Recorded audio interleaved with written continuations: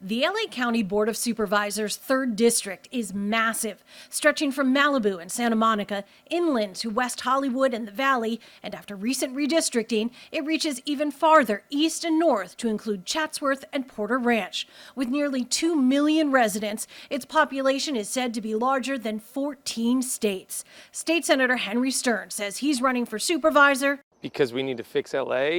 I'm really frustrated, frankly. I mean, I consider myself a progressive, but I'm outraged with what's happened in this town, and I think everybody else is too. We met him in Canoga Park, where not so many years ago, as a single guy, he says he rented an apartment for less than $800 a month, and there was no encampment lining the LA River. He says services for the unhoused must be relentless and abundant. That's the thing. I think what'd be different is not just housing first and wait for the services, but abundant services on the front end while you're trying to get people into housing. And that mental health piece of it, to me, is central. I don't think it's just if you build 500,000 apartments, suddenly we're going to fix it. Do we have the people to be relentless? No, we have about 30 people working for the county's entire mobile psychiatric team. It's called the Home Team, and they're focused mostly on Skid Row. Like the Valley has nobody.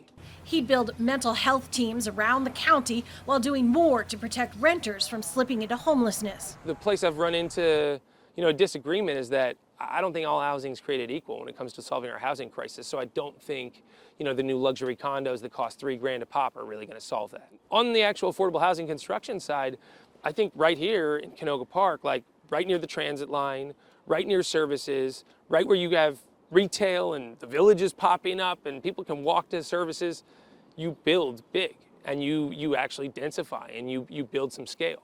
Before becoming an environmental attorney, Stern worked in juvenile justice on the idea that prosecutors who are quote-unquote soft on crime are behind the smash and grabs and follow-home robberies making headlines. Stern says reform, like the kind DA George Gascon has led, can still hold people accountable. So that was a mistake, I think, by the DA to kind of raise those expectations that it's always going to be just a restorative approach or we're always going to go straight to care. Like there's some cases where people have done really bad things, they're dangerous, they've been repeat offenders, and they need to be in a carceral setting. But more often than not, there's a better way. Again, it's not all or nothing. In 2018, Stern lost his Malibu home in the Woolsey fire.